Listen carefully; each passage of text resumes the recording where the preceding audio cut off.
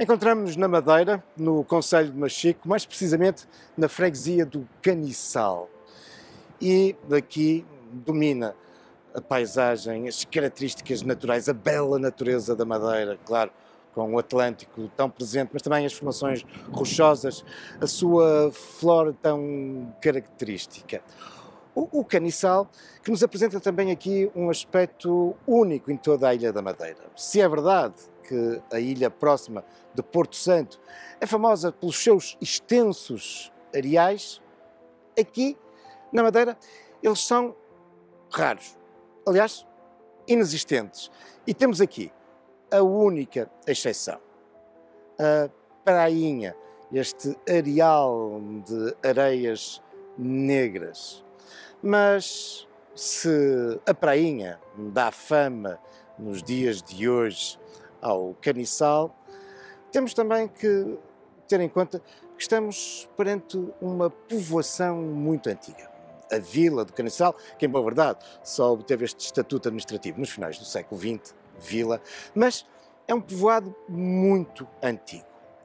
É provável que as suas origens remontem ao mesmo século em que os portugueses chegam à Ilha de Madeira, isto é, ao século XV. Por outro lado, desde a povoação do Caniçal até aqui, ao extremo da ilha, o Cabo de São Vicente, nós encontramos a zona da ilha que é conhecida pela maior riqueza e abundância de peixe. E por isso, desde épocas muito antigas, que o Caniçal se especializou na pesca. É contudo, já no século XX, bem dentro do século XX, em 1940, que o Caniçal passa a ficar associado a uma captura de um produto vindo dos oceanos que irá caracterizar a sua atividade durante as décadas seguintes. A caça do cachalote. Trata-se de uma atividade muito enraizada nos Açores e é exatamente a partir dos Açores que chegam embarcações, tripulações que aqui, a partir do Caniçal, vão desenvolver a caça do cachalote, da baleia, algo que se irá perpetuar durante as décadas seguintes. Mas, como sabemos, desde o final do século XX que a caça à baleia foi proibida, desapareceu. E hoje, no Caniçal, temos um belíssimo museu. Um museu que, por um lado, salvaguarda a memória dessa história das gentes da Madeira que iam à caça da baleia, mas que é também, desde a sua criação desse museu, um importante centro de investigação em torno da preservação das baleias. Um museu que tem vindo a colecionar prémios e o reconhecimento nacional e internacional. Em 2012 obteve a menção honrosa da Associação Portuguesa de Museologia para melhor museu do ano. E 2 anos depois, em 2014, foi mesmo nomeado, e só a nomeação foi relevante, para prémio do melhor museu europeu do ano. Mas, a partir do Caniçal, podemos avançar até ao extremo oriental da ilha, até essa ponta de São Lourenço.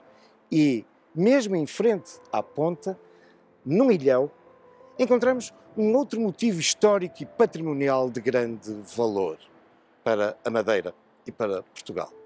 É lá que se encontra o mais antigo farol da ilha. Vamos conhecer o farol da ponta de São Lourenço.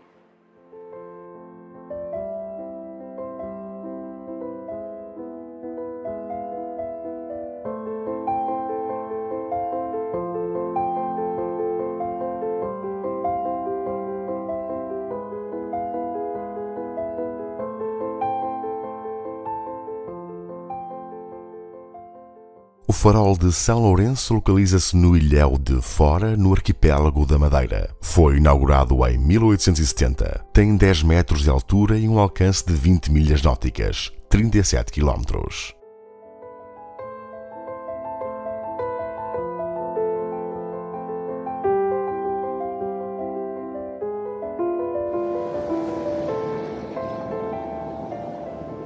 E é de barco, tem de ser de barco que nos dirigimos para o farol de São Lourenço, um barco da Marinha Portuguesa, até porque o acesso ao farol é muito condicionado. Importa perceber que o Cabo de São Lourenço é, de facto, o extremo oriental da Ilha da Madeira e apresenta características naturais que importa preservar. Um cabo que se alonga por 9 km e se prolonga ainda por 2 ilhéus. O ilhéu da Cevada e depois, ainda mais no extremo, o ilhéu de Fora, que, no entanto, desde o século XIX, passou a ser conhecido como o ilhéu de Farol, porque foi exatamente aí que foi implantado o mais antigo farol da Madeira. Neste conjunto também de interesse paisagístico, emerge a alta colina da Senhora da Piedade, onde os primeiros colonizadores do século XVI ergueram uma capelinha a essa devoção mariana. Mas, como vos dizia, este extremo da ilha apresenta características de enorme valor patrimonial. O Cabo de São Lourenço é uma área protegida por legislação nacional e internacional, faz parte do Parque Natural da Madeira. Caracteriza-se pela sua aridez e por fortes ventos, fazendo com que só uma vegetação muito tradicional da Macronésia aqui se desenvolva.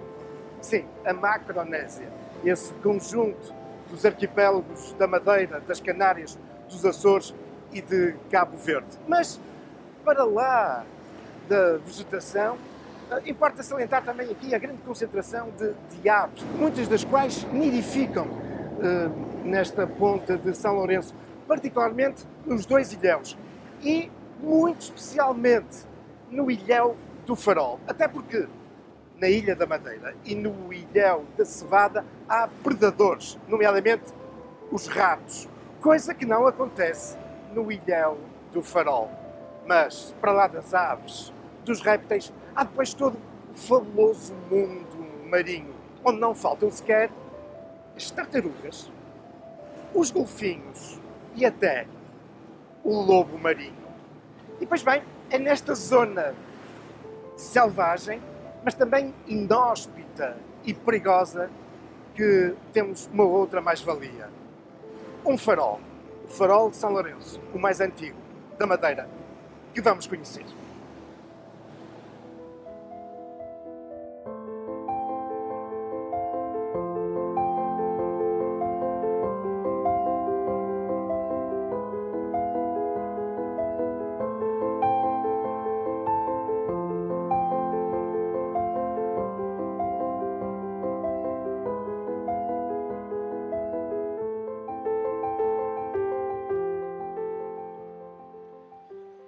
E já desembarcamos no ilhéu de Fora, no ilhéu do Farol, aqui da ponta de São Lourenço.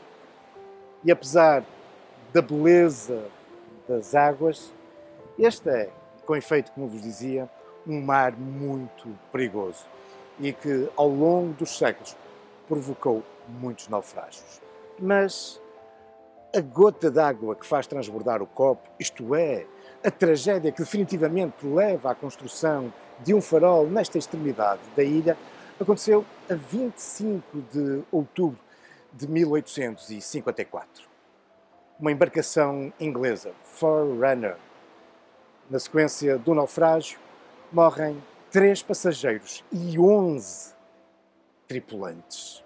Uma tragédia que se vem somar embarcações anteriores e outras que, mesmo posteriormente, continuaram aqui a naufragar. Aliás, encontramos num local em que a tragédia do passado é hoje uma oportunidade de estudo para outros e até de algum lazer.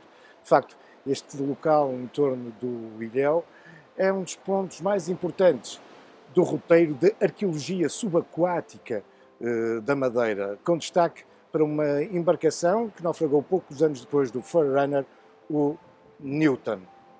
Mas o Forerunner, que de algum modo podemos traduzir como mensageiro, acabou por ser o mensageiro da desgraça, mas que vai impulsionar a construção de um farol aqui. Com efeito, poucos meses depois, em março de 1855, chegam indicações do continente para que se estude aqui na Ponta de São Lourenço a possibilidade da construção de um farol. Durante os anos seguintes vão-se multiplicar os estudos, as deliberações, até nas cortes e os projetos. Será, contudo, necessário esperar 11 anos para que finalmente, em 1865, seja aprovado o projeto final. E a opção foi construir o farol aqui, no Ilhéu de Fora. As obras arrancam 2 anos depois, em 1867, mas a inauguração só irá acontecer em 1870. Mas, a partir desse momento, pela primeira vez, a Madeira tinha um farol moderno, lançando a sua luz sobre as águas do Atlântico e garantindo uma maior segurança à navegabilidade. Vamos conhecer, então, este que é o mais antigo farol da Madeira. Mas precisamos ainda fazer uma subida, uma custosa subida, até aos 103 metros a que se eleva o farol.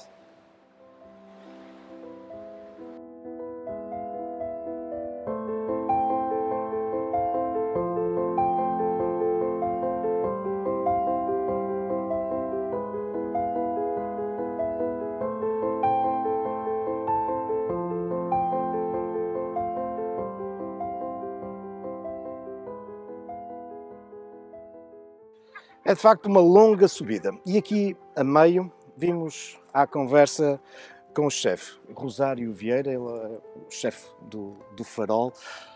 Não, atualmente sou o faroleiro-chefe geral. Faroleiro-chefe. E já foi o último residente aqui Mas já vamos falar sobre isso, porque eu agora primeiro quero lhe perguntar, esta subida, quantos metros ou quantos degraus é que tem? Tem cerca de 450 degraus, portanto é uma subida um bocado íngreme. E a gente tem, depois este empedrado ali é uma parte que é terra, e a gente para não contar um degrau é um passo e até lá acima, a gente quando chega ao cimo estamos mesmo no farol. Cerca de 450 graus. 420, 450 graus. Pois. 103 metros lá em cima, não é? 103 metros de altitude, isso é em relação ao nível médio do mar ao centro da lanterna. Já é... E aqui a meio da subida, aqui esta curiosa, é a única, tirando o farol, é a única construção. Dizem que isto servia de apoio, não havia residências, os faroleiros também utilizavam aquela casa para apoio, guardavam mantimentos e depois houve uma altura que era transportado o gasóleo. Portanto, vinha em tanques, era um pessoal contratado pela Marinha, vinham cá, transportavam às costas os tanques de combustível e também guardavam ali, descansavam, depois os transportavam lá para cima. Mas a propósito ainda de inicialmente não haver lá em cima instalações para os faroleiros, também existe aí uma certa lenda de que existem aqui umas grutas, umas furnas. Umas furnas aqui a norte, são mesmo escavadas mesmo na montanha, que dizem também que já servia de habitação aos faroleiros. Poxa, seria uma vida e mesmo o pessoal que esteve aqui em construção, a empedrar o caminho. Isto imagine-se, carteiros das pedras e vai ver lá a construção do farol em si, o tamanho das pedras, o que não gostava. Dizem que eles também dormiam, muitos que dormiam lá. Ora bem, os faroleiros viviam aqui e o chefe foi o último aqui a viver. Posso dizer que é o último habitante do Ilhéu de Fora? Estavam mais dos colegas. Fomos dos últimos a fazer serviço cá no farol de São Lourenço. Até o ano 2000? 2000. Saímos cá no verão de 2000. Porque entretanto passou a ser... Sim, foi tudo automatizado através de painéis e baterias e tem um sistema, portanto a lanterna tem um sistema que recebe-se SMS, qualquer avaria, intrusão, somos logo avisados através de um alarme pelo telemóvel. E agora só vem cá... fazer pequenas manutenções. Mais ou menos com que periodicidade? Geralmente uma vez por mês, só que anualmente temos um período que viemos cá 10 dias, estamos cá de permanência 10 dias, que é para fazer obras, mais pinturas, algum bocado de parede, as limpezas, ervas e mudar algum vidro da lanterna. A manutenção necessária. Sim, a manutenção.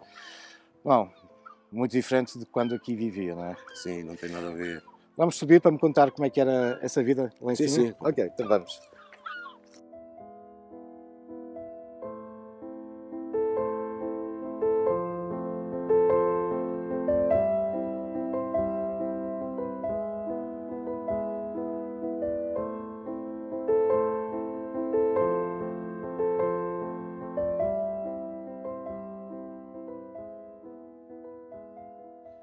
Apesar da data de 1869 sobre a porta principal do farol, este, como vos dizia, só começou a entrar em elaboração a 30 de setembro do ano seguinte. Uma construção com algumas características para a época inovadoras. Apresenta-nos uma torre octogonal, não muito alta, apenas 10 metros, mas, como nos apercebemos, a altitude aqui do ilhéu, enfim, conferia, obviamente, a altura do farol. A torre, como de resto o edifício na sua base, construído em alvenaria, em pedra, com os cunhais de forma bem evidente, apresentando-nos essa pedra basáltica, mas a inovação que este farol então apresenta é o seu revestimento na torre e no edifício a azulejo branco, assumido no projeto, de facto, como algo inovador e que desejavelmente se deveria aplicar em todos os faróis portugueses que já existiam e naqueles que viessem a ser construídos. Desejavelmente, mas foi algo que acabou por não acontecer. E por isso, o farol de São Lourenço tem esta particularidade, esta raridade de até hoje se apresentar nas suas superfícies coberto com este material tão tradicional português, o azulejo. Mas ao longo dos tempos, ao longo destes já mais de 150 anos, o farol foi registrando várias intervenções. Já no início do século XX, novos edifícios para acolher os faroleiros e, não raras vezes, as suas famílias. Mas é também nos inícios do século XX, mais precisamente em 1917, que os faroleiros aqui do farol vão ter uma missão difícil. Isto é, durante a noite o farol não devia emanar a sua luz, devia estar coberto pelas cortinas permanentemente. Eles teriam que estar atentos e só ligarem as luzes se apercebessem de um risco iminente de naufrágio. E na base de tudo isto estava a Primeira Guerra Mundial.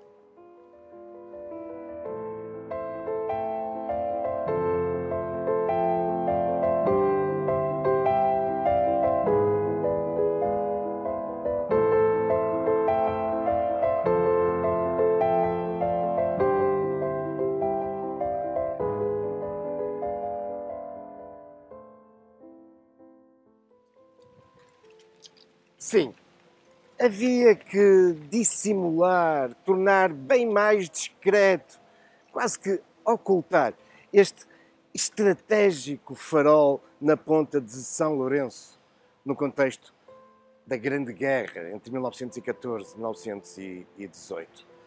E não é por acaso, de resto, que aqui na grande avenida central do Funchal, voltada para o mar, encontramos este monumento às vítimas da guerra de 1914-18.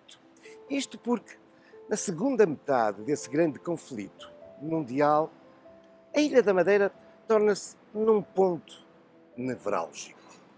Aliás, em dezembro de 1917, a 3 de dezembro de 1917, o Funchal vai ser palco de bombardeamentos. Não é verdade. Quando falamos da Primeira Guerra Mundial e do envolvimento português nesse conflito, lembramos-nos sempre dos confrontos, do destacamento de forças militares portuguesas para o Norte da Europa, para a Flandres, ou então para os combates que decorreram em África, nas antigas colónias portuguesas, nomeadamente em Moçambique e em Angola. Mas a verdade é que o território nacional foi também atacado por forças alemãs aqui na Madeira. 3 de dezembro de 1917, numa operação planeada a partir de Berlim e que vai envolver aquele que era um dos grandes oficiais destacados para o Atlântico pelos alemães, Max Wallenterr. E é ele que faz aproximar-se do porto do Funchal um submarino.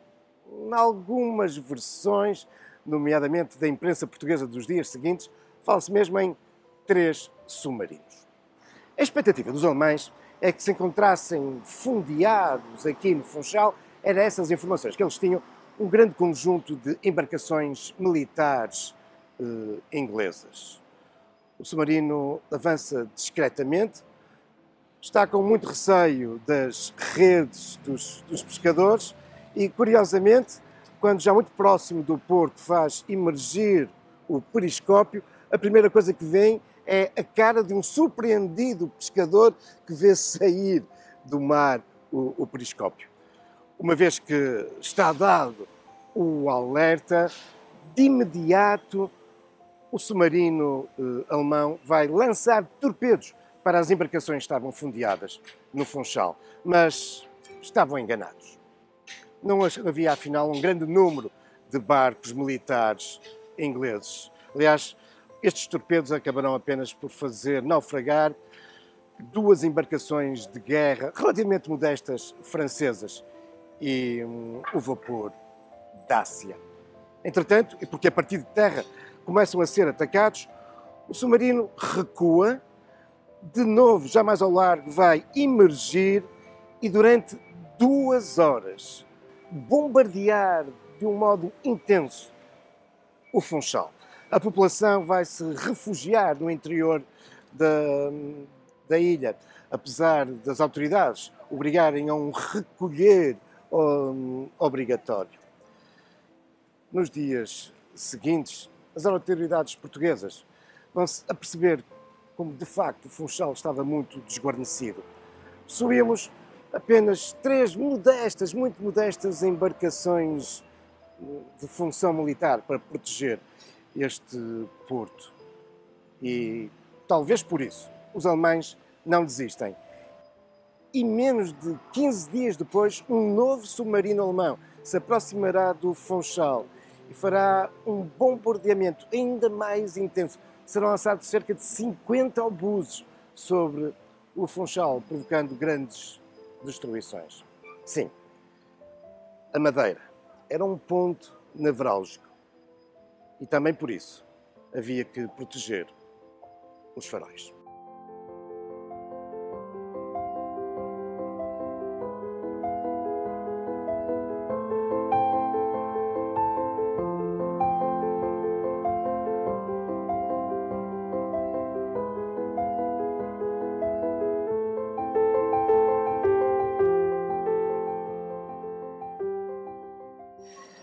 E vimos agora a conversa com Dorita Mendonça, a diretora regional de turismo da Madeira. Senhora doutora, a propósito do farol de São Lourenço, que hoje não é visitável, é o mais antigo farol da Madeira, mas temos outros faróis visitáveis, como o da Ponta do Pargo, que é dos mais visitados no país. Mas em termos de visitação e de aproveitamento do património para o turismo, a Madeira está longe de se esgotar nos faróis, presumo. É verdade, apesar de estarmos num momento muito positivo com muitos visitantes, nós temos muita diversidade de monumentos, temos muita diversidade de oferta, quer a nível de visitação, construída e natural. O farol de Ponta do Pargo realmente é um dos mais visitados, não o mais visitado de Portugal. Está situado numa encosta fabulosa. Com o seu museu. Exatamente, com um enquadramento muito especial. Eu destacaria muitos outros, temos monumentos mesmo aqui perto, estamos perto da Catedral da Sé do Funchal, temos ainda o Convento de Santa Clara. O reconhecimento de um prémio europeu, não é? Exatamente, e tem sido alvo de muitas e várias recuperações e intervenções a nível do seu património, quer móvel, quer também no próprio monumento. Temos também, por exemplo, as levadas, são as Livres da Madeira, que será fruto, portanto, de uma candidatura, será alvo de uma candidatura ao património da Unesco, e que portanto, estão espalhadas por toda a ilha. Foram, no fundo, uma edificação, uma obra que visou, no seu início não teve nada a ver com o turismo, com a atividade turística, claro, mas sim com a agricultura. Portanto, são canais de irrigação, para quem não conhece as levadas,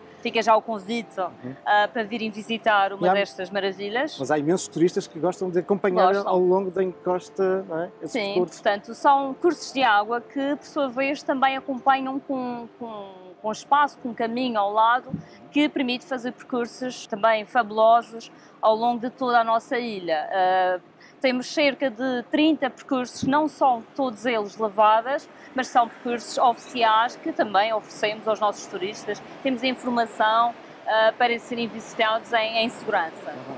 E depois há todo um conjunto de igrejas, capelas, mas esta ligação ao mar acaba por se refletir também noutros patrimónios. Sim, a ligação ao mar, nós temos infraestruturas que permitem também aos nossos visitantes e a população em geral usufruir do mar. Temos os nossos, no fundo, os acessos, como por exemplo o nosso famoso Lido, que está aqui muito próximo do Funchal, que é um dos também mais visitados, mas temos outros, são os complexos balneares, também oferecemos essa informação aos nossos visitantes. E há a gastronomia, obviamente, do mar. Também, não podemos deixar de falar da gastronomia, de falar do mar, dos nossos faróis, a visita a um museu, portanto são todas experiências que no fundo compõem a nossa oferta turística. Ou seja, a Madeira é um farol também, enfim, que nos vai iluminando muito património. Temos muito orgulho naquilo que é o nosso património, não só, como já disse, não só construído como natural, e é isso no fundo que compõe a nossa oferta, a nossa aposta em termos de produto turístico. O turismo passa hoje também por essa afirmação do património. Os turistas procuram os monumentos diferentes. O turista de hoje é completamente diferente do turista que tínhamos há décadas atrás. O turista não se limita a ficar num hotel a apanhar sol, quer experiência, quer turismo ativo, quer passear, quer experimentar, quer estar com a população, portanto, e normalmente visita o mercado também, o mercado dos lavradores, outro sítio visitável muito importante da nossa cidade do Funchal, e, portanto, não está quieto, no fundo, é um perfil de um turista muito mais ativo, até os menos jovens são bastante ativos, portanto, e temos essa oferta que vai de encontro a esse perfil mais exigente do que há anos atrás.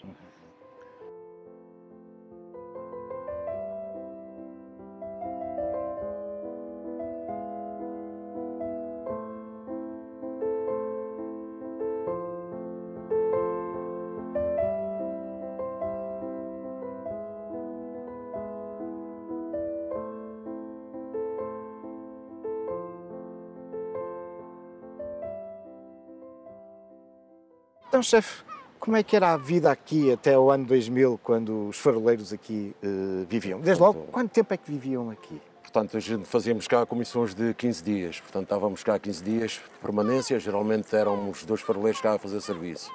Um ficava um dia, outro ficava outro dia, e depois aos 15 dias éramos rendidos, voltávamos os dias às casas, depois voltávamos à rotina novamente.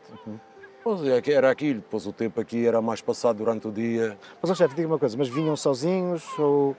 Eu sei que no passado vinham para aqui com as famílias, mas ali por volta do ano 2000 ainda traziam as famílias? Sim, geralmente as minhas famílias, os filhos e esposa só cá vinham nas férias de escola. E os miúdos andavam na pré-escola com 9, 10 anos, depois tinha uma bebé também na altura, com poucos meses, e era difícil conciliar, trazê-los para cá, e só mais nas férias mesmo escolares, passavam aqui em 15 dias. A comissão que eu fazia cá, depois iam comigo, voltavam. Mas ia-me falar então do dia-a-dia, portanto faziam os trabalhos obviamente de manutenção, Sim, a nossa maior preocupação para lá era o farol estar acesa durante a noite toda, não é? Claro. E depois disso, durante o dia, os nossos passatempos que tínhamos puxados cá, além de varrer, fazer algumas limpezas, limpar os motores, geradores, mas depois a ocupação do resto do tempo. Vínhamos à pesca, corríamos cá o ilhéu.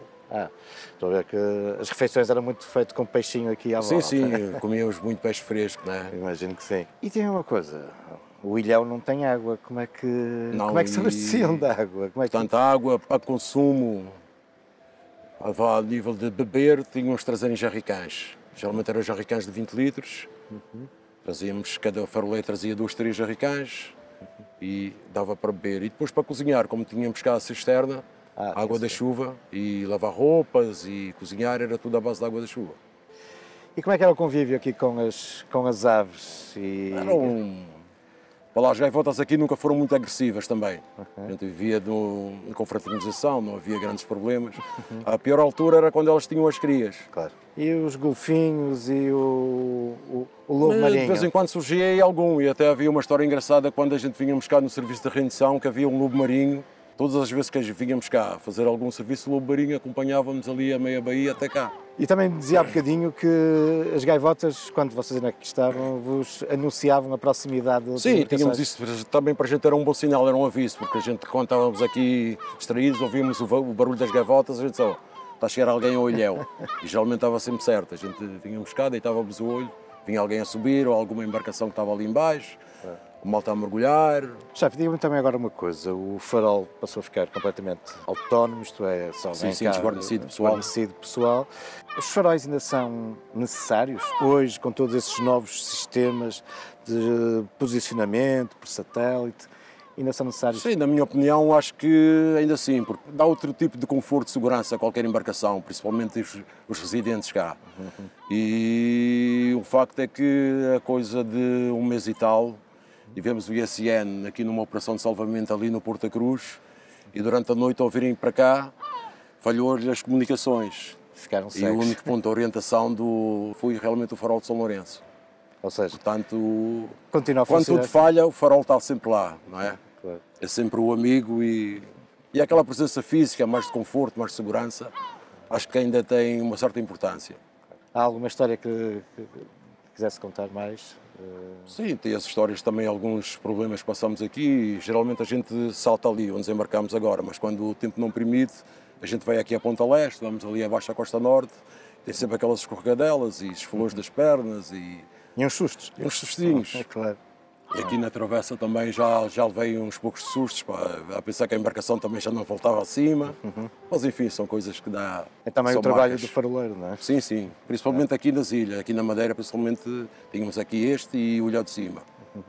Sim, porque o chefe, enfim, faz parte de uma equipa da Capitania do Funchal que tem um grande conjunto hoje em dia de faróis e farolinhos, não é? Sim, sim. Agora como vou lá aqui São Lourenço e o Ilhéu de Cima já não têm guarnição, está a cargo de uma equipa de balizagem que está na Capitania do Funchal. Atualmente somos só 2 homens e a gente tem ao nosso cargo 9 entre faróis e farolins. Portanto, anualmente faz-se as manutenções e algumas pinturas.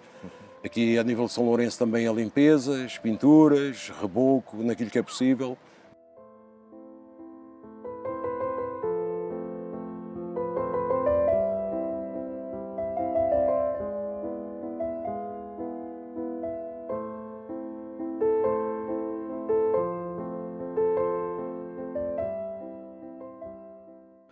Fruto da sua antiguidade, são já mais de 150 anos, o farol de São Lourenço acaba por nos revelar, em grande parte, a história dos faróis portugueses.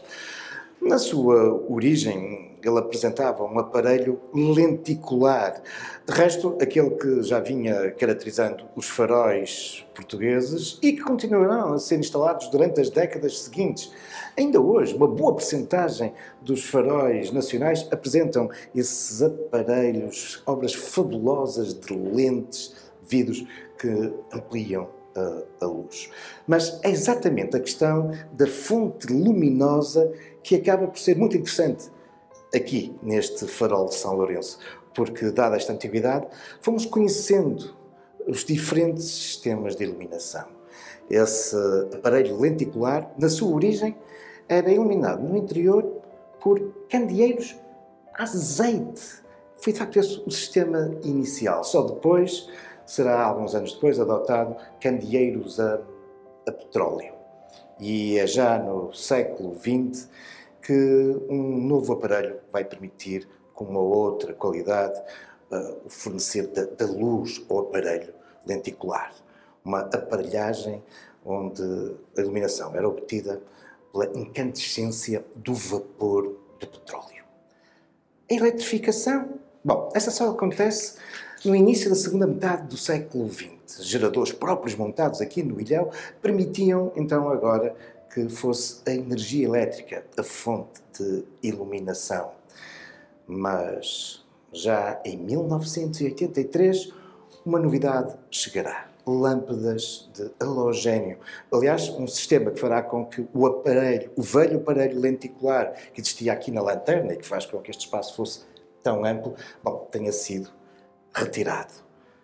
Mas a maior novidade viria no ano 2000, com o auxílio de helicóptero da Força Aérea, é trazido um novo equipamento, este que nós aqui podemos agora observar, e que permitiu uma ainda maior automatização, até porque este novo sistema de luz é alimentado por painéis fotovoltaicos.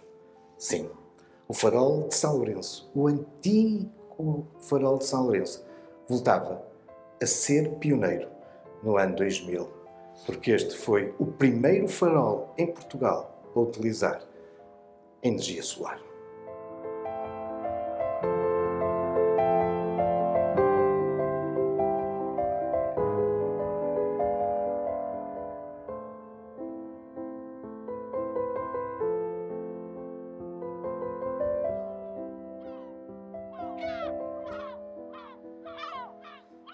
É uma paisagem espetacular esta que se pode contemplar do farol da Ponta de São Lourenço.